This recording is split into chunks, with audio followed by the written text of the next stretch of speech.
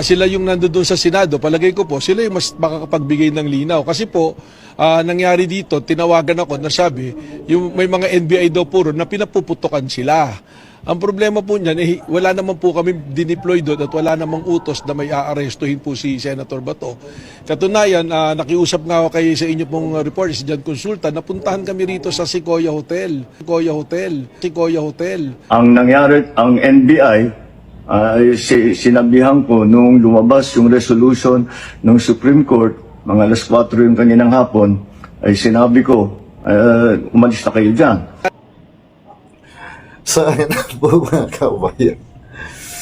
Grabe no, itong ating director ng NBI ngayon, kung paano po siya magsinungaling mga kabayan. Kaapon nga, may nangyari nga na putukan dyan po sa Senado. At may nahuli nga na sabi nga ay isang miyembro po ng NBI mga kababayan. Pero dito po sa pahayag po ng director ng NBI, sabi niya na wala pong dineploy na kanila pong mga tauhan dyan po sa Senado dahil ay wala naman daw order na hulihin si Senador Bato mga kababayan. Pero sino po yung nahuli na sabi ay NBI o sabi driver ng NBI mga kabayan? Pero marami po tayong nakita na mga videos na mayroon po mga nagde-drilling po doon po sa parang pinto sa isang parte po ng Senado mga kababayan na mga NBI. Pero dito nga ay sabi nitong director na wala ang dineploy.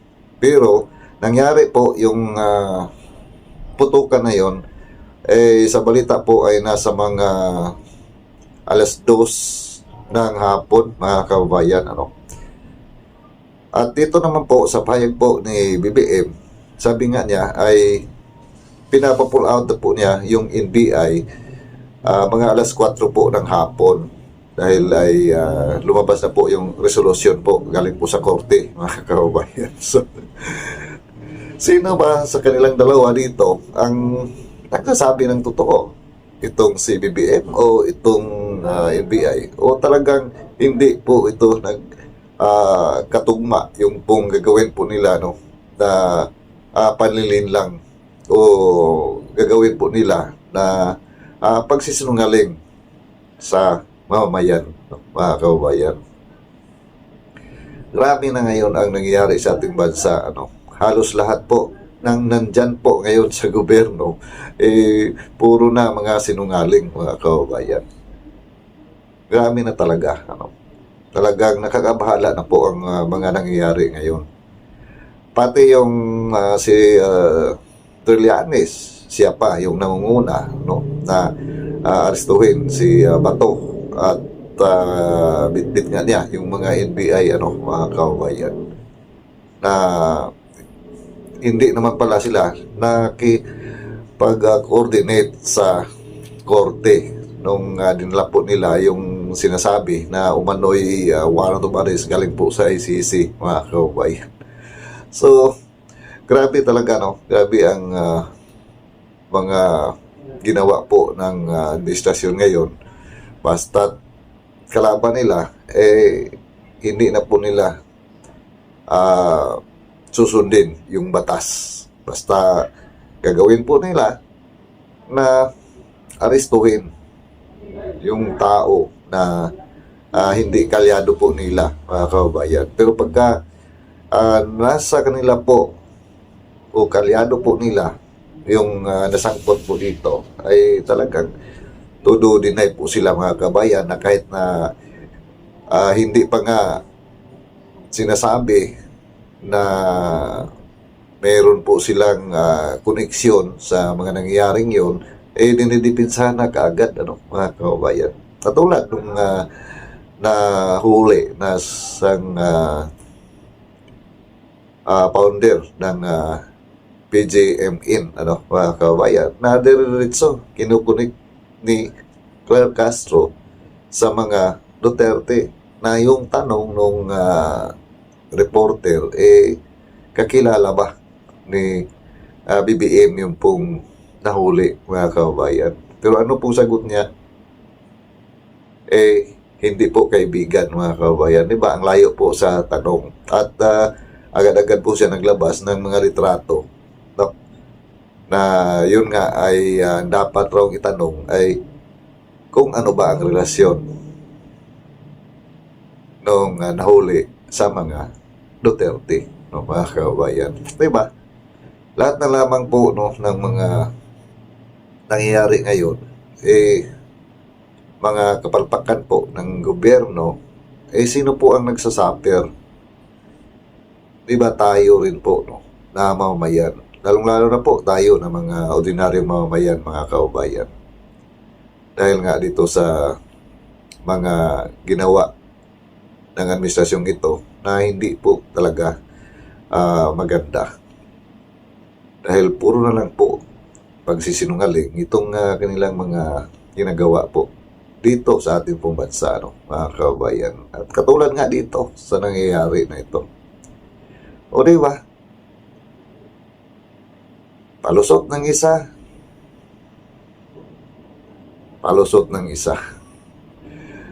Puro na lang po palusot ang kanilang ginagawa pagka nabubuking po sila, mga kababayan. At yun nga, no, ay kitang-kita naman po, may mga ebidensya po, may mga video po, no, mga kababayan. Pero iwan ko po nitong director po ng NBI ay magdi-deny pa rin po siya dito, mga kababayan. At yung nahuli nga na sinabi ay driver umano ng NBI, kinumpirma din po niya, no, na yun ay volunteer lamang, ano, na nagmamaniho o nag-drive doon po sa grupo po ng NBI na pumunta nga doon po sa Senado, no, mga kababayan. Ang laki-laki po ng bureau na ito, NBI, at hindi po basta-basta itong NBI na ito. Pero pwede lang pala na mayroon pong mag-volunteer na mag-drive.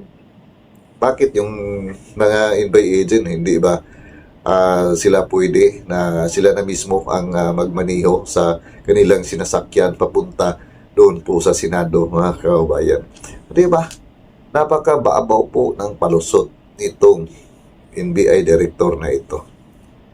Kaya talagang dapat po ay palitan po ang director na ito, ano, mga kababayan, dahil siya po ang gumagawa ngayon na yung pong maganda na record ng NBI, parang sinisira po niya, no, mga kababayan. Katulad nga po sa nangyayari dati sa PNP nung si Torre po ang humawak, ganun din po, mga kababayan. Kaya ay nawala na po ang tiwala ng mamayan sa mga PNP. At maging dito naman ngayon sa NBI, sinisira na rin po nitong kanilang director, baka wala na rin pong maniniwala dito po sa NBI o magtiwala dito po sa NBI, mga kababayan, na imbes sila po yung pinaka-last po, no, na malapitan po ng mamamayan. Dahil sa nakikita po, mga kababayan, no, ay itong institusyon na ito, yung NBI, ay sila po yung talagang masabi ko na pagka mayroon po tayong mga dapat ay hinga ng tulong, ay dito sa NBI ay maasahan po. Pero sa ngayon po, mga kababayan, parang mahirap na po umasa dito sa NBI. So yun lamang po ang aking pong nakikita dito, mga kabayan, no? Kayo po kung ano po yung komento dito, pag-comment lang din sa ating comment section. At see you po sa next video ko.